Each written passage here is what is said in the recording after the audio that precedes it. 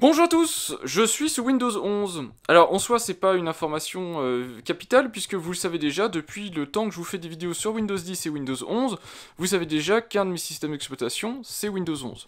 Cependant, cette version de Windows 11 a une particularité, vous le voyez ici, je suis sur une version alors qui s'appelle officiellement Insider Preview, qui est en fait une version Canary de Windows 11, c'est-à-dire une version de développement assez tôt dans la phase de développement de Windows 11 avec des pré-fonctionnalités qui ne sont pas encore soit finalisées, soit fiabilisées.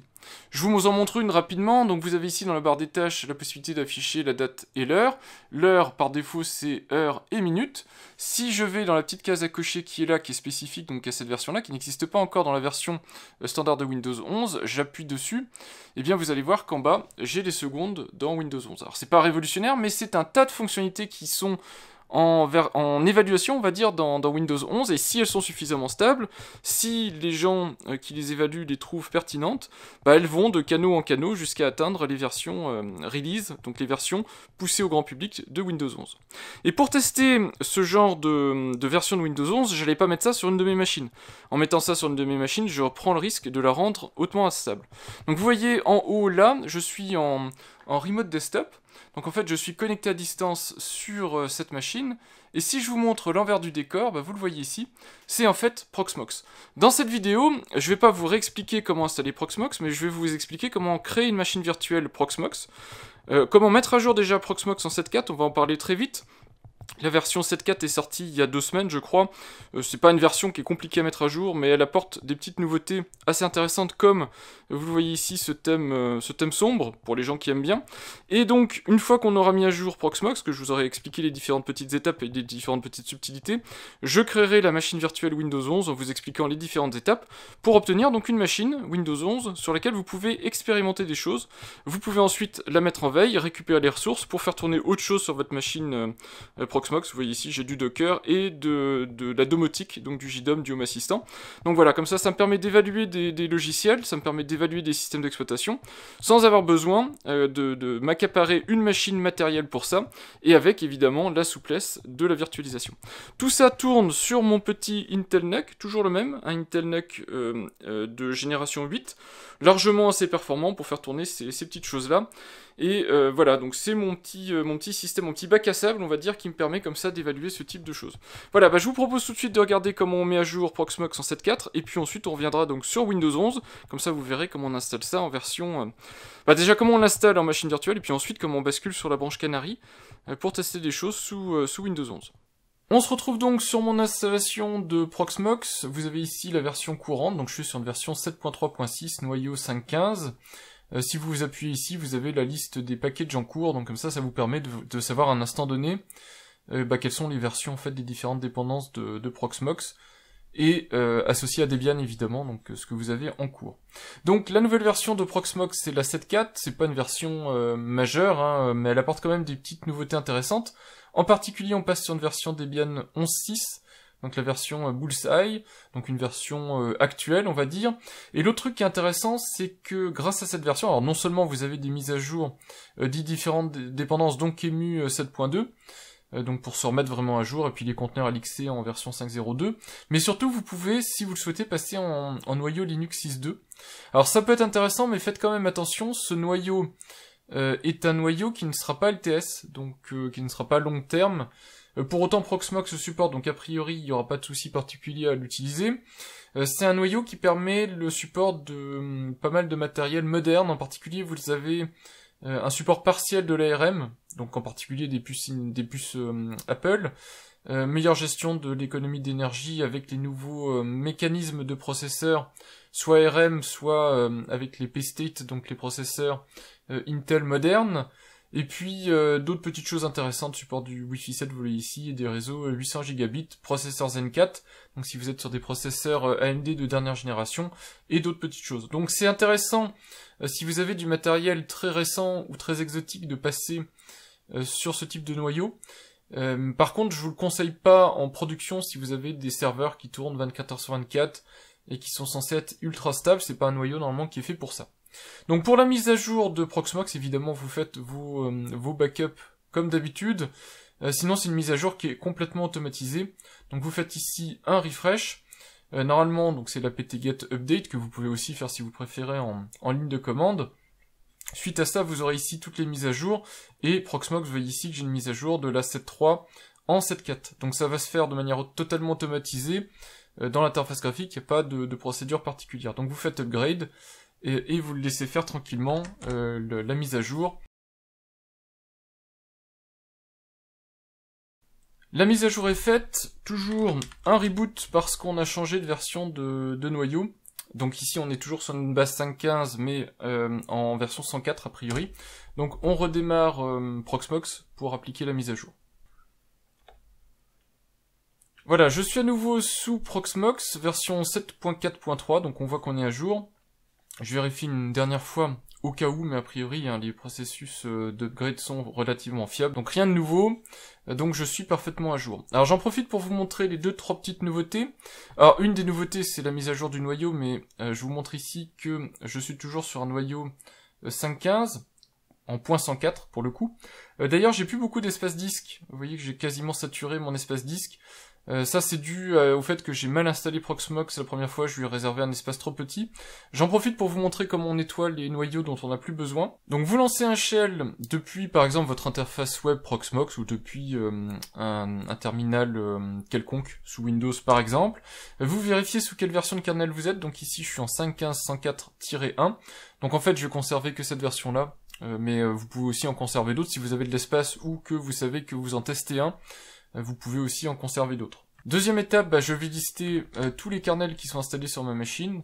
Donc je vais garder le 5.15 et vous voyez que je vais pouvoir enlever le 102 que je n'utilise plus. Évidemment le 104.1 j'y touche pas, je l'utilise toujours.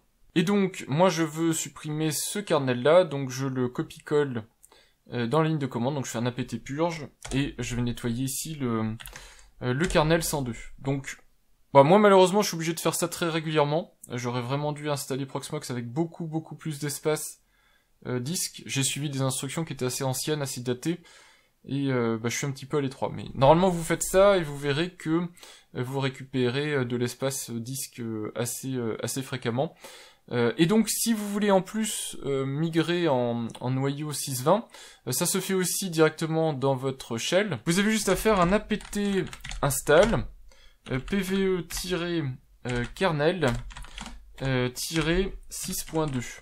Voilà, vous lancez ça, ça va vous proposer d'installer le kernel 6.2, donc ça fait 400 mégas, et ça va faire automatiquement l'upgrade. Vous faites oui, vous faites reboot, exactement comme j'ai fait à l'instant pour l'upgrade en 7.4, et vous aurez accès au kernel 6.2 qui fonctionne très bien. Je le fais pas sur cette machine là puisque je l'utilise vraiment et j'ai pas envie de la mettre à jour, mais je l'ai fait sur notre machine, il n'y a pas de souci particulier. Faites-le que si vous avez besoin évidemment des nouveautés que je vous ai indiquées ici. Donc soit vous avez un processeur très moderne, vous avez une carte graphique très moderne, un processeur Intel qui nécessite, etc. Si vous n'en avez pas de besoin particulier, moi je vous conseille de rester quand même sur la version standard du noyau, qui est pour rappel cette 5.15. En attendant, en tout cas, la prochaine version LTS qu'utilisera Proxmox. Voilà, à vous de voir. En tout cas, vous avez vu comment on fait pour mettre à jour Proxmox. Et une des nouveautés que vous avez maintenant dans cette nouvelle version, c'est la possibilité de changer le thème de couleur. Vous avez enfin, pour les gens qui aiment, moi personnellement je ne l'utilise pas, mais je sais qu'il y a des gens qui vont se jeter dessus, vous avez le thème sombre. Donc vous pouvez mettre un thème sombre, et alternativement vous avez aussi sur le forum communautaire de Proxmox le thème sombre associé. Donc voilà, je sais qu'il y a des gens qui apprécient ces thèmes sombres, vous avez le thème sombre. L'autre truc qui est aussi notable sur cette nouvelle version 7.4, dans l'interface graphique, c'est que vous avez ici accès à la possibilité de trier vos machines virtuelles ou vos conteneurs, soit par default, donc c'est le VMID, donc l'identifiant de la machine virtuelle, soit par nom. Et si vous choisissez par nom ici, c'est quand même un peu plus facile pour s'y retrouver. Voilà, c'est les deux grandes nouveautés, on va dire, dans l'interface graphique, thème sombre et tri. Et puis, je vous l'ai dit, les nouveautés sont plutôt dans le côté technique, c'est-à-dire les versions de noyaux, si vous choisissez de passer en noyau 6.20, et évidemment toutes les dépendances hyper importantes, principalement donc les dépendances QEMU et compagnie. Voilà, donc là on a fini la mise à jour de Proxmox. Je conserve le thème sombre juste pour le moment en fait, parce que c'est la nouveauté de la 7.4, et on va passer à la suite qui est maintenant l'installation de Windows 11 et de Windows 10 directement dans Proxmox en tant que machine virtuelle. Donc je me rends directement sur le site de Microsoft, donc microsoft.com FRFR Software Download Windows 11. Alors au départ, vous avez tout ce qui va bien pour créer des supports d'installation, c'est-à-dire depuis un périphérique USB par exemple, le support pour installer Windows 11. Moi je vais directement dans téléchargement de l'image disque, je choisis une Windows 11 Multi-Edition ISO, je fais télécharger, et ensuite on va me demander quelle langue. Donc vous pouvez prendre un anglais international, moi je prends le français, puisque quand je vous fais des démos, je vous les fais en français. Évidemment vous pouvez changer la langue après, donc vous pouvez vous prendre une version internationale si vous voulez. Donc ça va vous créer un lien de téléchargement, qui est ici, vous voyez, pendant 24 heures vous pouvez télécharger ce lien. Et donc je télécharge en 64 bits. Donc je prends la version de Windows 11, qui fait 5 Go 2, et puis je vais aussi prendre la version de Windows 10. Je vous montre comment ensuite on installe ça dans une machine virtuelle. Alors moi ici j'ai séparé Backup, Downloads, Images, donc l'image c'est les images des machines virtuelles, ici qui me permettent de les récupérer facilement. Et puis d'autres stockages locaux. Donc moi en fait les images je les mets dans Downloads, et vous voyez qu'ici j'ai les images ISO et j'ai le bouton Upload pour aller télécharger donc les fichiers dont j'ai besoin. Donc moi j'y mets la version de Windows 11, donc je choisis Windows 11, vous voyez qu'ici le nom se met tout seul, et je fais Upload. Donc l'autre solution qui peut aussi vous intéresser, c'est directement de coller le lien qui vous a été donné par Microsoft, le lien unique en fait, de le coller ici. Vous allez voir que le nom va se remplir, vous faites Download, et ça va en fait s'occuper tout seul de télécharger, de placer au bon endroit dans vos images ISO, l'image ISO de Windows 11. Pour l'image de Windows 10, c'est un peu plus pénible. Malheureusement, par défaut, Microsoft n'autorise pas directement le téléchargement de l'image ISO quand vous êtes sur une machine Windows déjà installée. Alors c'est pas très grave. Il suffit de lui faire croire en fait que vous n'êtes pas une machine Windows. Donc vous allez dans la partie DevTools de Chrome. Vous n'utilisez pas le navigateur par défaut. Vous mettez Safari. Vous rechargez la page avec F5, la page de Windows, et vous allez voir ici. Eh bien, ça suffit pour arnaquer quelque part Microsoft, qui pense maintenant que vous êtes effectivement une machine Safari. Donc vous téléchargez l'image ISO, donc toujours de la même manière, hein, ça va vous fournir un lien de téléchargement. Je vais prendre la version 64 bits. Voilà, et je demande juste à Proxmox d'aller télécharger cette version de Windows. Donc je vais avoir les deux versions de Windows téléchargées, donc vous voyez ici Windows 11 a fini, et Windows 10 est en cours. Il restera une dernière chose à télécharger, ce sont les drivers Virtual.io, donc Virt.io de Proxmox, qui permettent, dans le cadre d'une installation Windows, de mieux faire fonctionner, on va dire, Windows. Ils sont quasiment obligatoires, hein, puisque ce n'est pas un système Linux, donc par défaut il n'a pas ce type de driver installé. Donc vous avez besoin de les télécharger. Donc vous allez ici directement sur ce lien-ci, vous allez voir toutes les versions qui sont listées. En général, vous prenez le tout dernier disponible, hein, ça ira très bien. Donc vous prenez la version ISO qui est ici. Alors soit que vous téléchargez à nouveau, soit que vous pouvez ramener directement dans une image ISO, exactement comme je vous ai montré tout à l'heure. Donc téléchargement depuis une URL, query, vous faites download et ça va automatiquement télécharger ça dans la partie downloads de votre Proxmox. Une fois que c'est fait sur le nœud PVE, on va pouvoir créer une nouvelle machine virtuelle. Donc vous avez le bouton ici, Create VM en bleu en haut à droite, ou vous faites un clic droit, Create VM. Vous pouvez ici aller mettre un nom de machine, donc on va l'appeler bêtement Windows 11. Pas grand chose d'autre à faire dans cette section-là. On peut passer à l'étape suivante. Dans la section Downloads de tout à l'heure, vous choisissez bien l'image de Windows 11, ici, et vous précisez bien que c'est un Windows, vous avez les différentes variantes, ici vous choisissez bien 11 2022. Ensuite, quand vous faites suivant, normalement ici vous avez déjà ce qui va bien de configurer, donc vous êtes en carte graphique virtuelle par défaut, machine type Q35, Virtual.io SCSI single, c'est bon. Donc, et puis ici, OVMF UEFI. Donc normalement tout a été stocké par défaut. Donc moi je choisis local LVM, et ici je choisis local LVM. Donc ça va être les stockages pour la partie TPM, la partie UEFI qui vont être nécessaires pour Windows 11. Il faut les préciser. Version V2, pre-enroll keys, normalement c'est bon. A priori, pour que ça fonctionne bien, choisissez quand même QEMU Agent de cocher. Et normalement, avec ce panneau-là, on en a fini. Donc quelques petits ajustements quand même à faire pour que ça fonctionne. Dans suivant, alors il y a différentes manières de faire, vous pouvez le laisser en disque SATA, etc.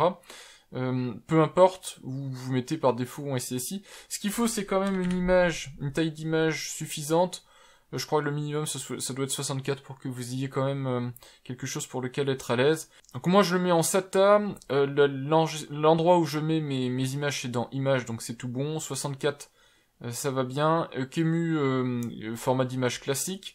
Vous pouvez ajouter l'émulation SSD si vous êtes déjà sur SSD. Ça permet que Windows voit que c'est un SSD. Ça, c'est pas obligatoire, hein, franchement, en émulation, on peut s'en passer.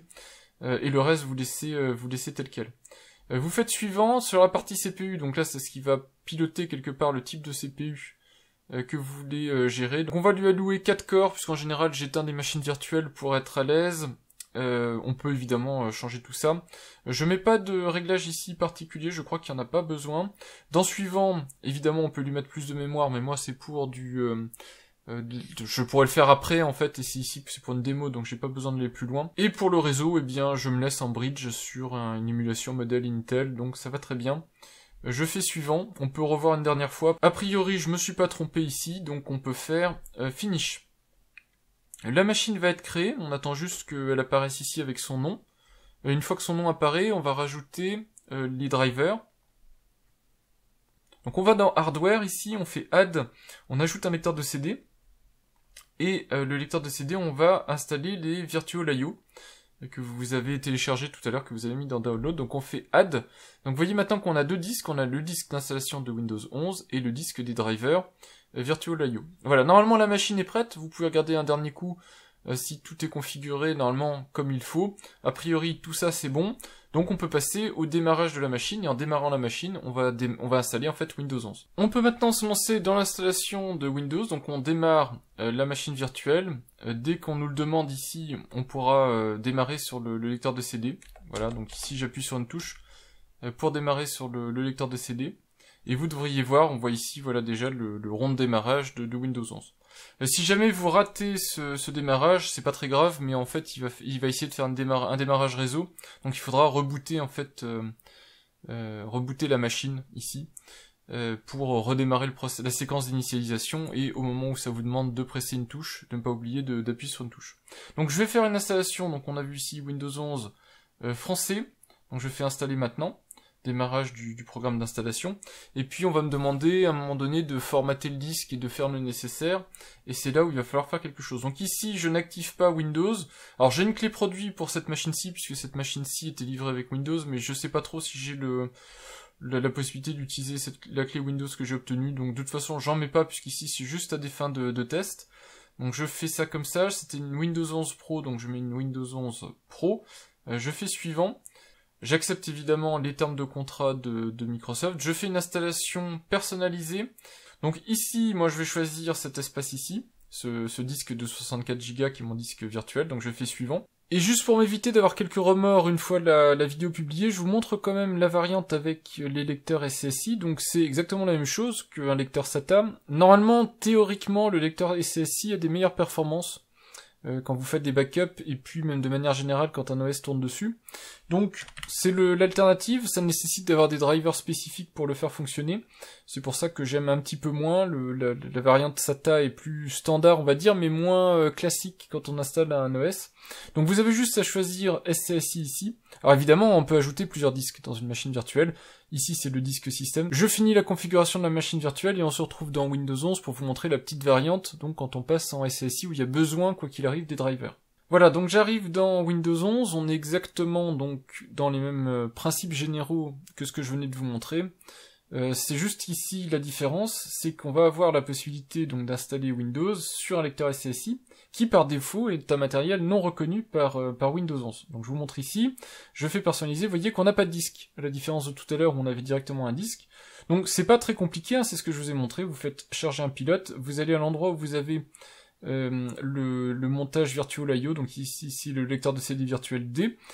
Dans AMD 64, puisque c'est l'architecture, vous allez dans Windows 11, vous faites OK, vous allez voir directement un périphérique compatible à installer, vous faites suivant, et là, juste l'écran après, vous aurez exactement les mêmes étapes que ce que je vous ai montré, c'est juste que vous aurez le volume de 64 Go qui va être reconnu, le voilà. Donc vous avez juste à faire suivant, et puis ensuite, ce sont exactement les mêmes étapes. Puis ensuite, c'est l'installation classique de Windows 11, rien de particulier. Préparation des fichiers, installation des fonctionnalités. Donc je laisse dérouler. Et puis si évidemment l'installation se déroule bien, je vous reprends dès que Windows est installé sur la machine. Voilà, Windows est en soi installé, donc c'est le premier redémarrage. Ensuite, donc ici je ne vais plus appuyer sur une touche évidemment, puisque normalement Windows est sur le disque. Donc je vais le laisser démarrer tranquillement, et puis il va continuer son installation classique, on va dire. Donc tout va bien, on voit qu'il a pu booter directement ici Windows. Donc a priori jusqu'ici tout s'est bien passé. Donc là ce sont les étapes d'installation classique, donc je le laisse toujours poursuivre, hein, c'est ce que je vous explique.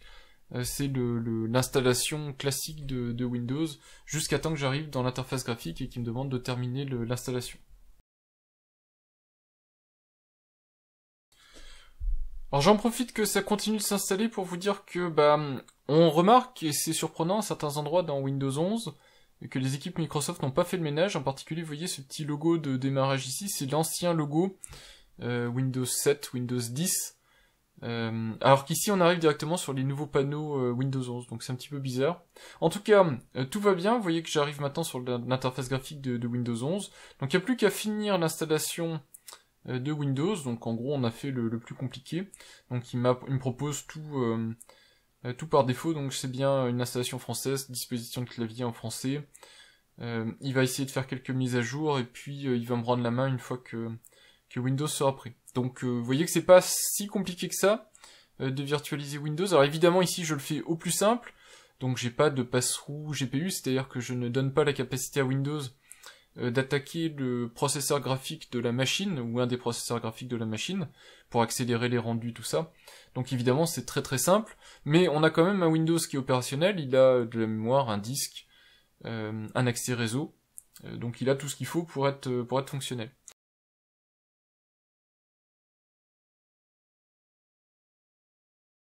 J'ai connecté cette machine à mon compte Microsoft, alors je vous montre pas le process puisqu'on voit des données personnelles, et ensuite j'ai la possibilité de restaurer cette machine, donc moi je fais un nouvel appareil, mais vous voyez que je peux restaurer à partir d'autres machines Microsoft, enfin d'autres machines Windows.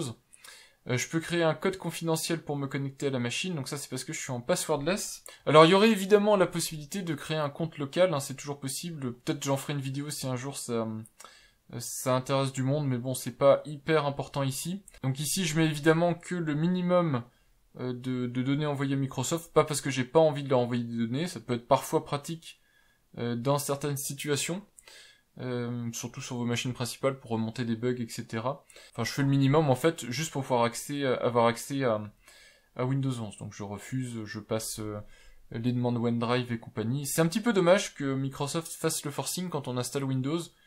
Surtout si vous l'installez régulièrement, c'est un petit peu pénible. Mais dans l'ensemble, vous voyez que le processus d'installation de Windows 11 est quand même assez facile. Voilà, donc là, j'arrive sur Windows 11. Je suis normalement connecté avec mon compte Microsoft. Et voilà, je suis donc sur mon installation de Windows 11. J'ai fait un petit peu le ménage, mais vous voyez que par défaut, il propose un tas de trucs que vous ne voulez pas, dont vous n'avez pas besoin. Bon, ça, c'est un petit peu dommage. C'est quelque chose que Microsoft devrait reprendre, surtout qu'ils accentuent un petit peu cette problématique-là sur les versions récentes de Windows. Une chose intéressante aussi à faire quand on a redémarré Windows, c'est d'installer les drivers Virtual.io. Donc j'ai toujours pas démonté les matériels, donc les lecteurs de disques. Mais on se rend donc dans l'explorateur de fichiers, on va dans le lecteur de CD virtuel qui est celui Virtual.io. Et vous avez ici de quoi installer les Virtual.io drivers pour Windows 11, enfin pour Windows.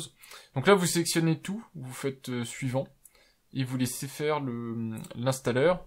Ça va vous permettre d'avoir une meilleure interface avec le matériel virtuel, donc émulé, virtualisé. Donc normalement dans le gestionnaire de périphériques vous aurez à peu près tout de correct. Donc là vous pouvez faire un petit reboot si nécessaire. Si vous allez ici dans le gestionnaire de périphériques, normalement vous devriez voir que vous avez normalement tous les périphériques qui sont maintenant corrects. Donc voilà, c'est normalement ce qu'il fallait faire pour terminer l'installation. La dernière chose, c'est basculer en Canary, puisque moi c'était l'objectif, c'est de basculer cette machine-là en Canary. Donc la machine n'est pas activée, je pourrais utiliser la licence que j'avais à l'origine sur la machine. Faut que je vois si ça vaut franchement le coup de la griller pour ça ou pas. Sinon, donc Windows Update, ici, on va aller dans la section Insider. J'ai réactivé ici la remontée d'informations vers Microsoft pour pouvoir rejoindre le programme Insider. Donc je fais prise en main, je peux lier mon compte Microsoft qui est ici. Et là, vous allez avoir les 4 canaux qui sont possibles. Donc vous avez Canary, Dev, Beta, Preview. Canary étant le plus instable, mais celui qui a le plus de nouveautés qui arrivent, donc qui permet de pré-tester en fait les nouveautés Microsoft. Le canal Dev qui est un peu plus stable, mais qui reste quand même un canal à éviter de mettre sur des machines que vous utilisez régulièrement. Canal Beta, c'est des, on va dire, des pré-versions relativement finalisées. Donc on peut commencer à mettre ça sur une machine, mais il faut pas que ce soit des machines critiques évidemment. Et Release Preview, ce sont toutes des versions release certifiées donc de Microsoft. C'est juste que vous les recevez un petit peu avant, et dans les pires cas, il y a des petites corrections de dernière minute qui arrivent entre temps, puisqu'il y a des derniers bugs qui sont identifiés dedans. Mais ce sont des versions quand même qui sont extrêmement stables. Donc vous faites continuer, ici, Canal Canary, on vous dit bien de faire très attention, hein, c'est un canal qui est potentiellement instable, donc ici vous devez revoir ça, et vous faites redémarrer maintenant. Et donc là, votre installation en fait de Windows 11 va basculer sur une installation Canary, donc il va faire les mises à jour nécessaires, et vous allez être sur la toute dernière version de Windows en version Canary. Donc nous voilà sur à nouveau Windows 11, on va vérifier déjà si on est bien passé en version Canary, donc je retourne dans les paramètres de Windows. Vous voyez que d'ailleurs c'est vraiment extrêmement rapide, hein. Donc on a ici Programme Windows Insider, on va faire rechercher les mises à jour, puisque Windows me propose en fait de rechercher les mises à jour. Donc a priori il doit y avoir des mises à jour, puisque le panneau Insider me disait de rechercher les mises à jour. Donc effectivement, vous voyez qu'il y a énormément de mises à jour, et là on voit qu'on bascule sur une version Canary, puisqu'on voit ici RS Pre-Release. Et donc là, on va avoir vraiment toutes les mises à jour de développement de Windows 11, et ça me permettra, si ce n'est de vous faire des vidéos, je sais pas si le sujet vous intéresse, mais au moins, moi, de pré-tester certaines fonctionnalités de Windows 11, pour voir si ça vaut le coup de, en amont peut-être les présenter, ou alors en tout cas, voir à quoi ça ressemble pour voir si ça vaut le coup de les inclure dans le détail ou pas dans des vidéos plus complètes sur Windows 11. Et voilà, je suis à la fin du périple. Alors ça met un petit peu de temps, une vingtaine de minutes je pense, pour installer cette version pré-release, mais c'est bon, Windows me propose de redémarrer. Donc normalement maintenant je vais passer sur la version de Windows que je voulais. Et voilà, j'arrive au bout du périple, il est largement temps que j'arrête la vidéo puis que j'aille au lit. Voilà, donc je vais me connecter sur Windows 11, je ferai Windows 10 en off de la vidéo, je vous montrerai juste s'il y a des petites subtilités, mais a priori c'est les mêmes, hein, vous installez les Virtual IO, et c'est la même configuration de machine que celle que je vous ai montré en fait pour Windows 11, tout est pareil. Donc je lance Windows 11, et on va vérifier ensemble que je suis bien sur la version Canary. Donc on voit ici, je suis en Windows 11 Pro Insider Preview, donc je suis bien sur une version Canary, donc pré-release. Je vais ici aller dans les paramètres de date et d'heure, donc régler la date et l'heure. Donc c'est dans personnalisation de la barre des tâches, et vous voyez ici ce nouveau réglage que je peux cocher. Et hop, j'ai les secondes maintenant qui s'affichent dans la zone d'heure de Windows 11. Voilà, donc ça va au bout du chemin. J'ai maintenant toutes les fonctionnalités en version Canary, donc je suis bien ici. Je vous montre une dernière fois Programme Insider Canary. Donc c'était le but de ce petit cheminement, vous montrer avec Proxmox. Donc Proxmox ici en version 7.4. Comment installer une machine virtuelle Windows 11 et puis comment la configurer. Donc c'est le cas ici, tout est opérationnel. Alors évidemment ensuite la machine vous pouvez la mettre en hibernation, puis l'éteindre proprement si vous préférez, mais ça vous permet comme ça de basculer d'une machine à une autre. Donc, je vais l'hiberner ici, comme ça je pourrai reprendre exactement où j'en étais. Sans avoir besoin d'attendre le démarrage complet de la machine. Donc ça préserve les ressources, puisque vous voyez ici que sur le nœud, en fait la RAM a été récupérée. J'ai également installé Windows 10 dans une machine virtuelle. Alors ce sont exactement les mêmes étapes pour obtenir Windows 10, donc du coup je les ai pas refilmées, ça sert à rien de vous faire perdre votre temps. Ce sont les mêmes étapes et pour le matériel en soi, donc pour la configuration de la machine virtuelle, et ce sont exactement les mêmes étapes pour la partie configuration de Windows, donc installation de Windows, avec, n'oubliez pas, l'appui initial sur une touche pour démarrer sur le CD, l'installation, puis le redémarrage et la fin d'installation. La petite chose qui est différente avec Windows 10, c'est que vous pouvez créer très facilement un compte local, C'est ici ce que j'ai un vrai compte local. Avec Windows 11, c'est maintenant plus compliqué pour créer dès le départ un compte local, et ça, donc je le réserverai peut-être pour un futur contenu. En tout cas, une fois que vous avez installé Windows 10, Windows 11, vous pouvez sans souci aller dans la section matériel et démonter ou supprimer les deux lecteurs de CD que vous avez ici. Donc vous sélectionnez, vous faites supprimer, vous faites oui. Vous sélectionnez, vous faites supprimer, vous faites oui. De la même manière pour Windows 10. Alors je vous rappelle, hein, ces deux CD, il y en a un, c'est l'image ISO de Windows. Donc ici, vous voyez, c'est la machine virtuelle Windows 10, donc dedans, il y a Windows 10. L'autre, ce sont les Virtual I.O. Que j'ai bien installé même sur la machine Windows 10. Hein. C'est pour ça que la machine Windows 10 est fonctionnelle. Donc exactement comme pour Windows 11, vous allez dans le PC et vous allez bien installer ici la partie Virtual I.O. En version ici 64 bits, puisque c'est un OS 64 bits. Donc ce support sert à deux choses. Déjà d'une part d'aller chercher donc les drivers qui vont bien si vous faites une installation SCSI, et ensuite d'aller chercher le reste des drivers pour compléter Windows. Et donc ensuite, vous faites également le nettoyage ici, vous supprimez, vous faites oui, vous supprimez, vous faites oui. Alors là, comme la machine est démarrée, vous voyez que l'image ici est barrée pour vous indiquer que ce sera complètement supprimé au prochain démarrage. Donc voilà, j'ai mes deux OS. Le fait d'avoir Windows 10 également, ça me permettra à terme probablement de faire la migration de ma machine fixe, qui est toujours sous Windows 10, puisque j'apprécie toujours Windows 10. Ça me permettra de la migrer vers Windows 11 et de garder quand même une base correcte, on va dire, pour pouvoir derrière vous faire des vidéos sur le futur de Windows 10, puisque Windows 10 continue jusqu'en 2025, même s'il va pas sortir grand chose dessus, au moins je pourrais toujours vous montrer ce qui sort, et si c'est pertinent ou pas. Ça sera a priori quelques petites mises à jour de maintenance, mais ça peut toujours être sympa de regarder pour voir si Microsoft poursuit la maintenance de Windows 10 et comment. Eh bien j'espère que cette vidéo sur la virtualisation de Windows 11 vous a intéressé. Moi je continue à expérimenter, alors sur mon petit système, vous voyez que je me suis fait une machine, donc 4 Go, etc. Mais ça suffit largement pour faire fonctionner Windows 11. Et ça me permet comme ça de tester, donc ici je suis sur la build de 25336. Donc une build qui a priori ne sera pas tout de suite disponible pour le grand public, mais qui permet quand même de voir des choses assez sympas qui arrivent dans Windows 11, et donc de me faire la main sur les prochaines nouveautés, découvrir ce que Windows réserve, et surtout faire des remontées assez tôt à Microsoft pour leur dire ce que j'aime et ce que j'aime pas. Ça peut être assez intéressant, des fois ils prennent en compte ce type de retour, bah, au moins comme ça me permet de le faire assez tôt, éviter de me retrouver devant le fait accompli qu'une fonctionnalité n'est pas hyper pertinente, mais disponible sous Windows 11. Voilà, bah, j'espère que cette vidéo sur la virtualisation de Windows 11 vous aura intéressé. Évidemment, donc on peut faire la même chose sous Windows 10, vous l'avez vu. Et puis moi je vous dis à bientôt pour de prochaines vidéos. Au revoir. Pour les gens qui sont restés jusqu'à la fin de la vidéo, je vous montre quand même que j'ai résolu mon problème d'espace disque. Si vous regardez, j'ai fait juste sauter ici mon local LVM, que j'utilisais pas vraiment en fait, qui était normalement là pour tout ce qui est BIOS, enfin UEFI, TPM et compagnie, que je peux mettre dans Images au final. Donc j'ai récupéré les quelques gigas que j'avais là-dedans, et vous voyez maintenant que j'ai un stockage système de 23 gigas. Donc ce qui va me permettre largement de tenir le coup. J'ai pas besoin de refaire une installation complète de mon Proxmox, même si c'est pas très compliqué, ça m'économise un petit peu de temps. Voilà, donc pour les gens qui voudraient me proposer des solutions, ne vous inquiétez pas, j'ai trouvé de toute façon une solution à ma problématique.